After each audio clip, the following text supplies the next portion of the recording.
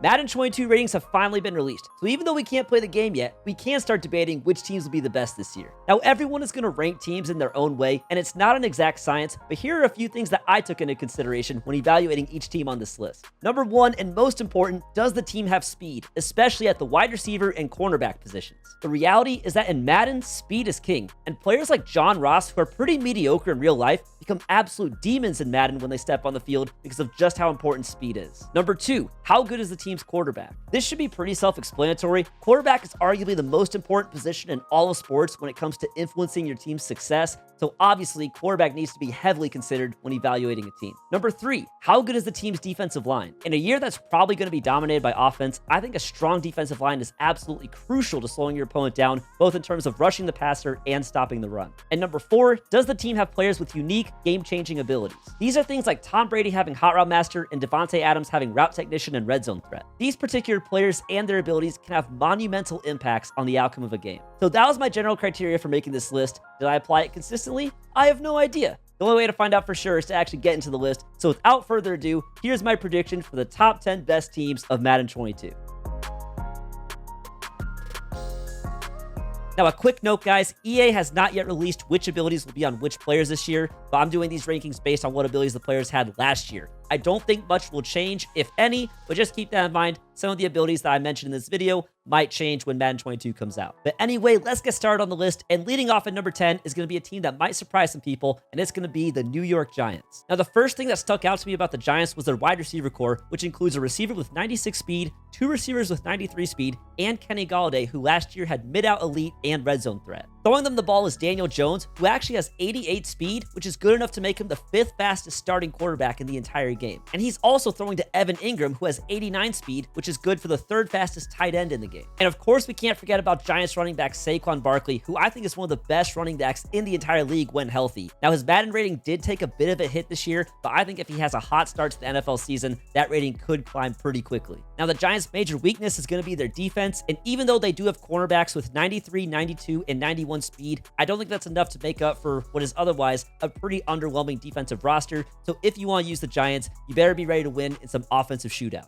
Now, at number 9, I've got the San Francisco 49ers, and even though their quarterback situation is pretty tough with Jimmy Garoppolo, they do have two absolute game breakers at two important positions. At tight end, they have George Kittle, who's one of the best tight ends in the entire game, and last year he got tight end apprentice and short in and short out elite. And then at running back, they have Raheem Mostert, who has 97 speed, and that is 3 speed faster than the next fastest running back in the game. When you pair that with a dominant offensive line and Kyle Juszczyk lead blocking, you could have a very dominant run game with the 49ers. Now, on the other side of the ball, the Niners have a good defensive line led by elite pass rusher Nick Bosa, but it's the secondary that concerns me. They might be okay in real life, but in Madden, I think they're just too slow. I think that teams with fast receivers are going to absolutely take advantage of the slow defensive backs the Niners have, and that's why I only have them at number 9 on this list. At number 8 is the LA Rams, who find themselves in a very unique situation. They have the luxury of having two of the best players in the entire league at their position in Aaron Donald and Jalen Ramsey. Then there's a huge drop-off after that. They do have some pretty solid wide receivers with 95 speed Deshaun Jackson, Robert Woods, and of course Cooper Kupp, who last year had Slot-O-Matic. But outside of those players,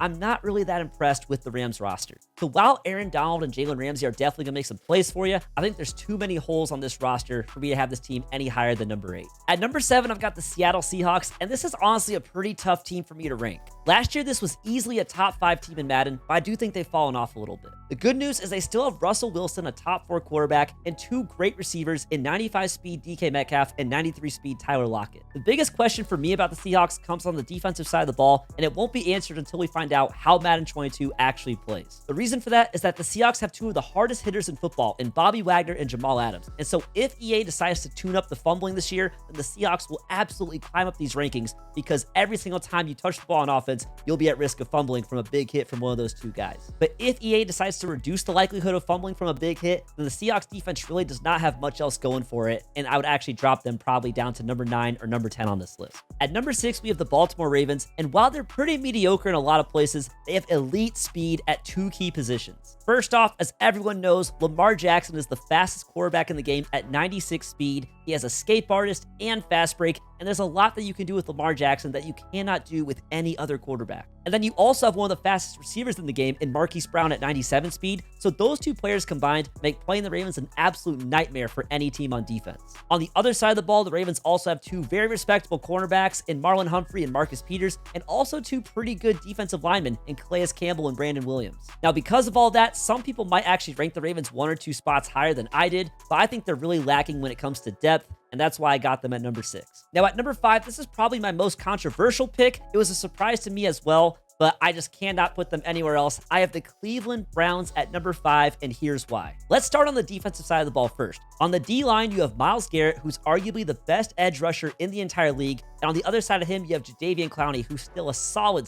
player. And then at cornerback, you have cornerbacks of 95 speed, 93 speed, and 93 speed, which is tied with the Packers for the fastest cornerback group in the entire game. And then on the offensive side of the ball, what most people don't realize is that the Browns have 97 speed Anthony Schwartz at wide receiver, and you're pairing him with 93 speed Odell Beckham Jr. And then in the backfield, you have the best running back duo in the game in Nick Chubb and Kareem Hunt. So while some people might avoid using the Browns because Baker Mayfield is a little underwhelming at the quarterback position, I think this is going to be a super tough team to play against because they have so many playmakers in so many positions. Now at number 4, we have my defending Super Bowl champion Tampa Bay Buccaneers, and they were actually sort of tough to place on this list. That was because they mostly lack superstars besides Tom Brady, but they have probably the best collection of mid-range players in the entire game. And what I mean by that is that the drop-off is very gradual as you go down the list of players sorted by overall rating. Basically, the Bucs are built completely opposite of a team like the Rams. The Rams had 299 overall players, but if you go down the list, the Rams' 20th best player is only a 73 overall. Compare that to the Bucs, and their 20th best player is an 80 overall. So what that means is that even if the Bucs are a little bit lacking in star power, they don't have any glaring weaknesses as far as I can tell.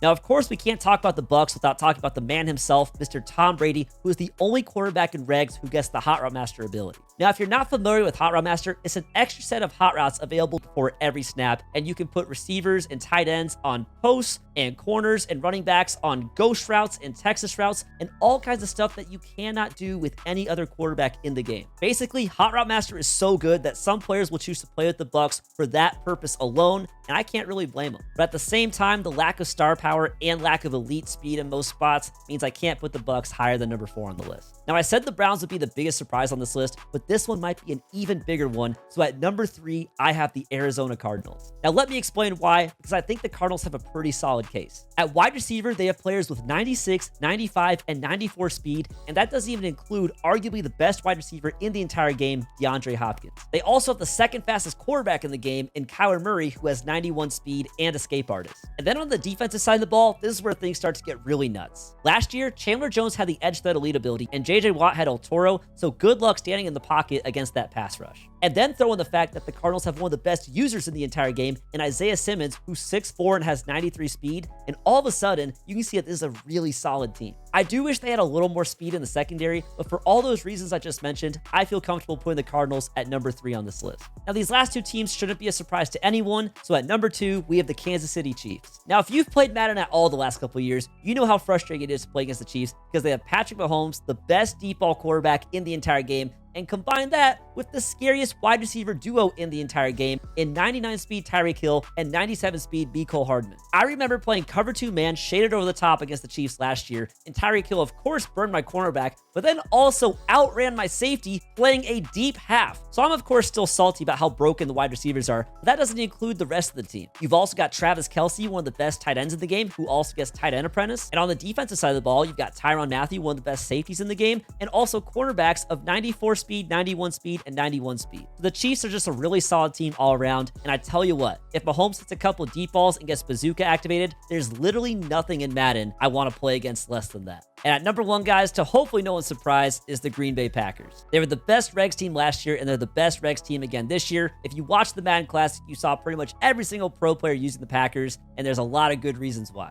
First up is, of course, Aaron Rodgers, who many consider to be the best quarterback in all of Madden. Obviously, Patrick Mahomes is rated higher, but Aaron Rodgers is the only quarterback in Madden that gets the gunslinger ability, which gives you faster throwing animations, faster ball velocity, and lower ball trajectory, and that alone is enough for most players to use the Packers over any other team. You've also got Devontae Adams with route technician and red zone threat. You've got Aaron Jones with backfield mismatch, and although they don't have a true deep threat, they do have Marquez Valdes-Scantling at 93 speed, which is perfectly fine. On defense, you have elite speed in the entire secondary. You have cornerbacks with 95, 93, and 93 speed, plus safeties with 93 and 91 speed. You have Kenny Clark on the D-line with inside stuff, and you have Zadarius Smith with edge threat. So there are just playmakers everywhere for the Packers, and you could hopefully tell why the pro players were all choosing them last year. Now, of course, with the Packers and all the teams on this list, we won't know for sure until we actually get Madden 22 and we see how it plays and metas start to develop. But until then, all we can do is speculate, and I'm pretty happy with how my list came out. So let me know in the comments below who you think will be the best teams in Madden 22, and tell me what you would change on my list if you'd change anything. As always, guys, if you enjoyed the video, please smash the like button for the YouTube algorithm.